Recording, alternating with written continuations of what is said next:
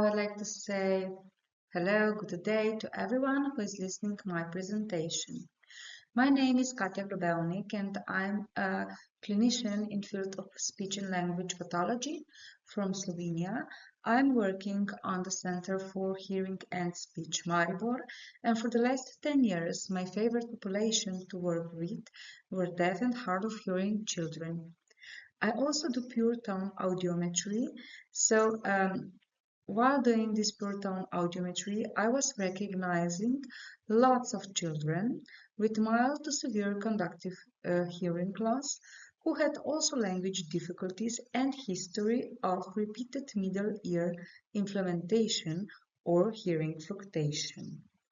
Some of them were never sent to the oral specialist, and this was my main reason to make this research. I think that the group of those children is still often overlooked. I have prepared some information from the literature about conductive hearing loss. In Europe, 1 of 10 adults has a hearing problem. More than 10% of people under the age of 25 have a hearing impairment. Conductive hearing loss is most often caused by acute otitis media, which is also one of the main reasons for visiting the pediatrician.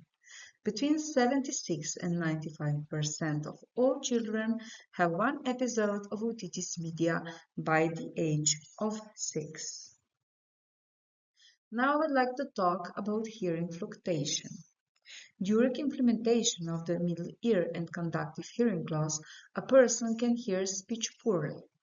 It is even more difficult for a child to learn the meaning of words, correcting phrases, if the auditory information is not constant. The time between 8 and 18 months of a child's life is said to be the most critical for learning to speak. This is also a time of high incidence of otitis media. It was also confirmed by Katja and Zalewski in 2019 that hearing loss below the level of 15 decibels can affect language development. Actually, we know 2 peaks of implementation.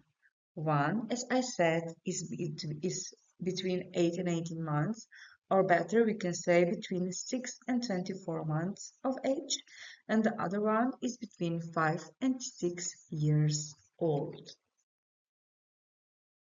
Now I'd like to talk about consequences of middle ear inflammation. We should say about late consequences. Why?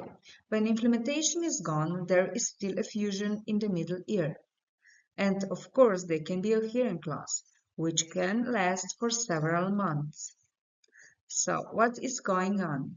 Those children with conductive hearing loss can have disorders in the central processing of auditory information, decreased auditory attention, memory for word order, and problems in sound discrimination.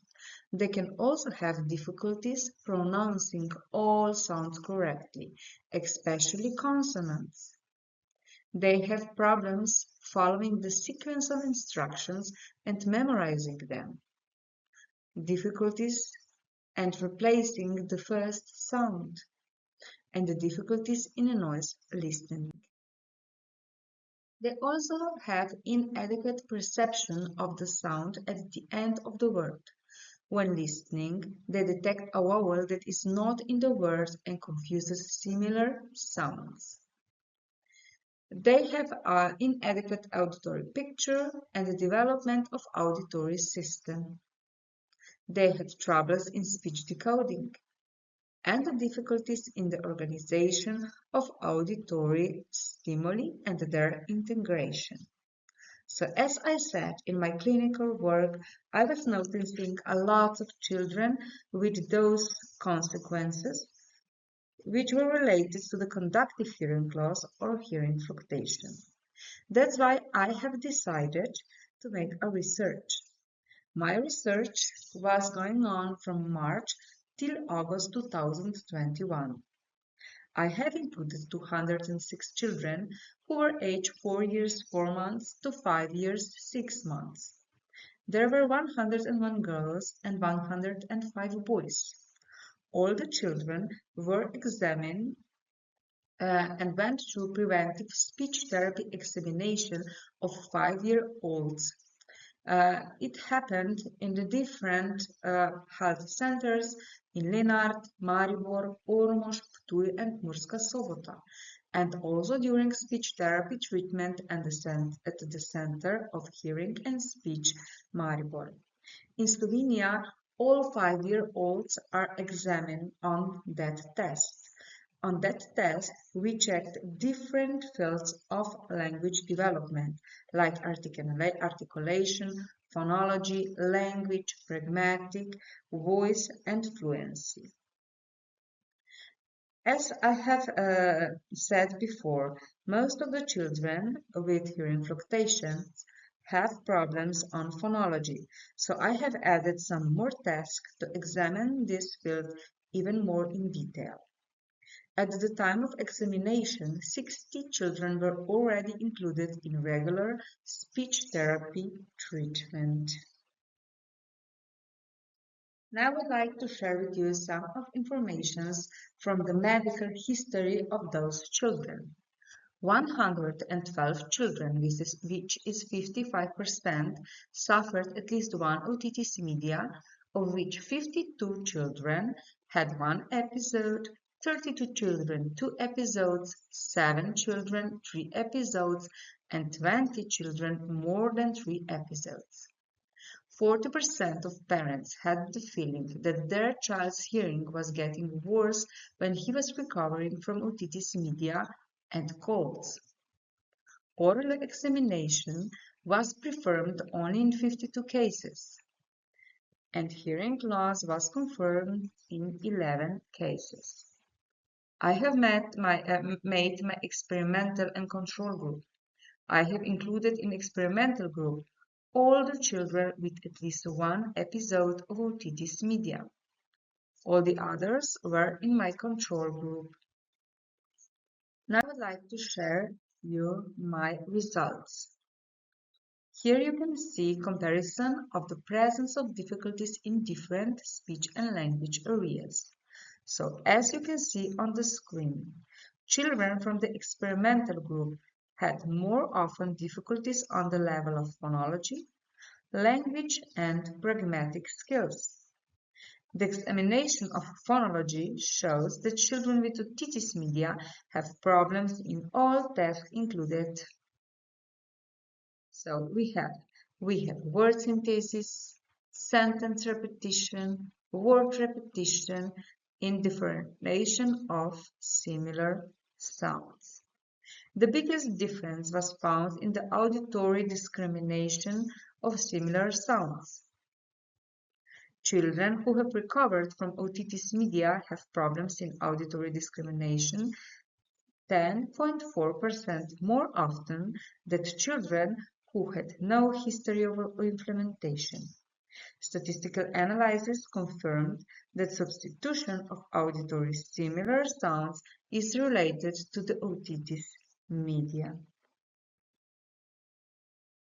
So what were my research conclusions?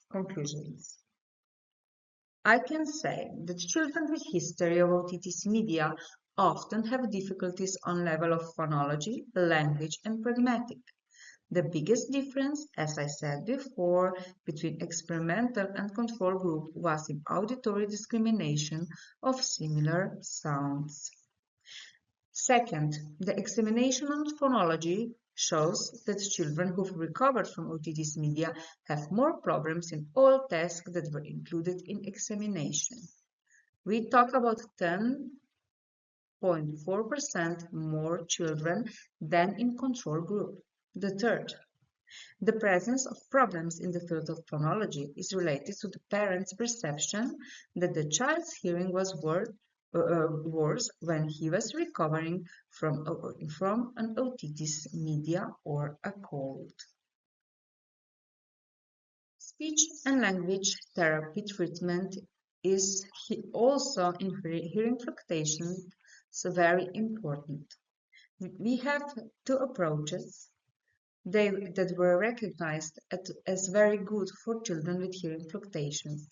The first one is developmental approach, where we are tracking of normal phonological development, and the second one is minimal pass therapy, which is based on distinguishing similar sounds.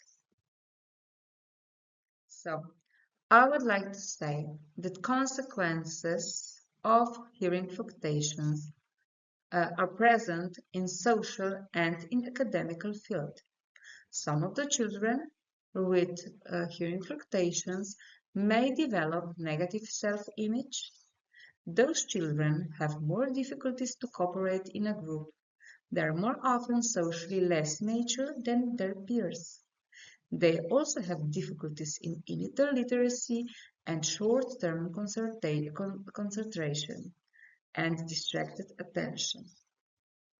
The problem with recognizing fluctuating hearing in young child is that it is quickly replaced for attention disorders or even behavioral patterns of a child, although it is actually a change in auditory perception. Before I say goodbye, I would like to say that otitis media should be monitored with awareness that it may have long-term consequences for a child, not only on speech and language development, but also behavioral, social, and academic development. Parents should be taught how to communicate with their child, and professionals should treat otitis media carefully and precisely so they can provide the child timely help in case of problems. Now I would like to thank you for listening to my presentation. Goodbye.